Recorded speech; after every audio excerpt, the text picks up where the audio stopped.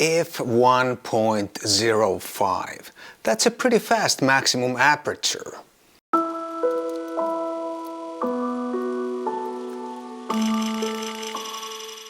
Hi guys, my name is Matti Sulanto and I'm a photographer.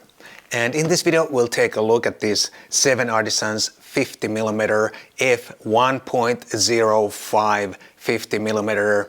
Did I already say 50mm? 50mm one more time, standard lens. But first a disclaimer. This lens was sent to me by 7Artisans and I got to keep the lens. And this is not a paid advertisement, but because I got to keep the lens, did not buy it, I have to have the paid promotion label down there. And I also want to be honest with you guys. If I get free stuff, I want you to know that, so you can make your own judgment about what I'm saying in these videos. So this is a fast aperture standard lens for full frame mirrorless cameras. I'm using it on the Lumix S5 S1 camera, so I have the L-mount version, but this is available for pretty much every mirrorless full frame camera. This is also a fully manual lens, so there's no communication between the lens and the camera body whatsoever. You can't see which aperture you used, or you can't see the lens type or name in the EXIF data. And that's why when I'm showing my sample pictures in this video, I can't show you the exact aperture that I used because I can't see it afterwards. But with some pictures I can show you the aperture number because I remember which aperture I used in that situation. This lens looks like it's very well put together. It's all metal construction except for the glass elements, of course. But I especially like the mount, which has some sort of a black chrome type of finish, and it looks really beautiful. The manual focus ring is super smooth. Maybe it's not quite Leica smooth or Zeiss smooth, but smooth anyway. And same goes for the aperture ring, which moves quite a few number of aperture blades. There are so many of those.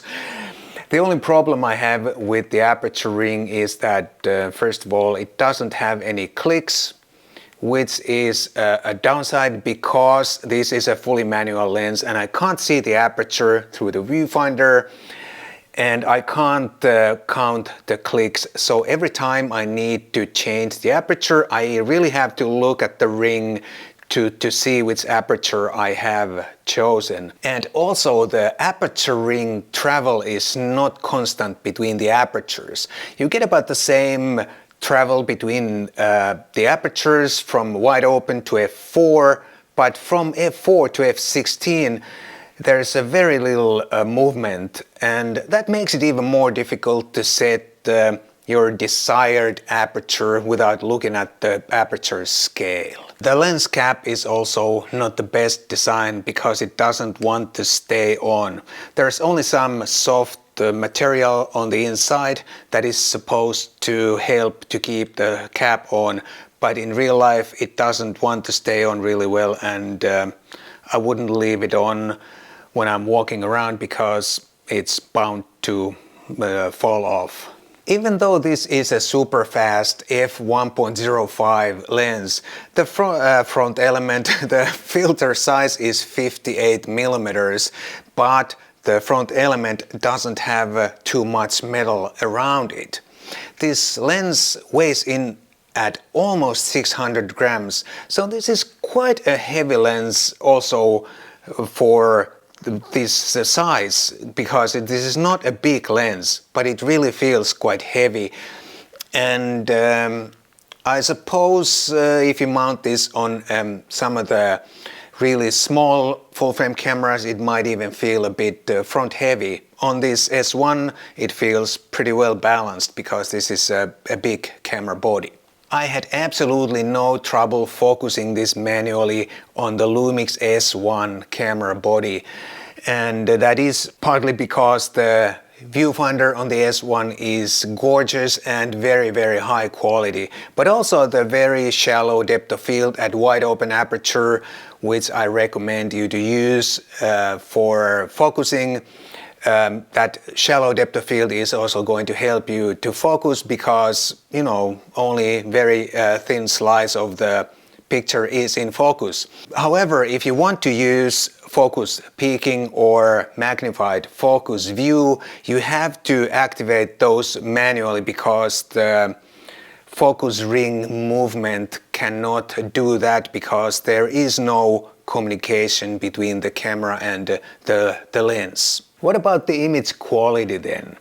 Is that f1.05 aperture usable for anything? Because if it's not, then the whole lens is kind of pointless, because if you are going to buy this fast aperture, you are probably also going to want to use it for something. This lens has fairly typical old school sharpness characteristics, and those are also very typical for pretty much all of these relatively affordable fully manual lenses. And what it means is that at wide open aperture this lens has slightly low contrast and slightly soft look.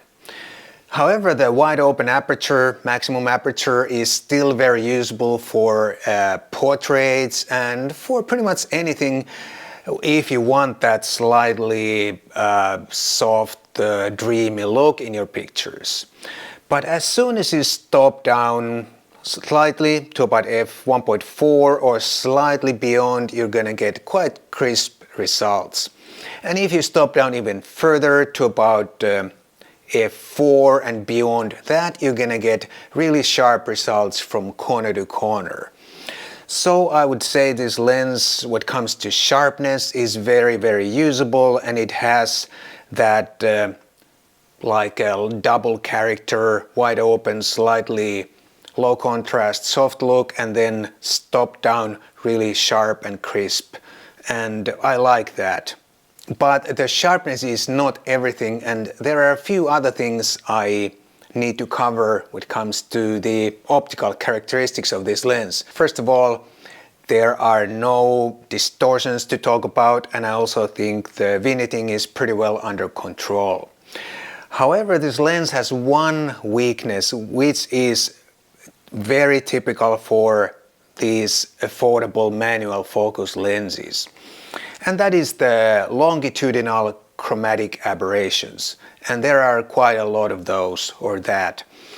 On the box it says APO, which stands for apochromatic, and I'm not sure what that comes from, because this lens is pretty far from apochromatic, because if this was apochromatic lens, then there would be no longitudinal chromatic aberrations.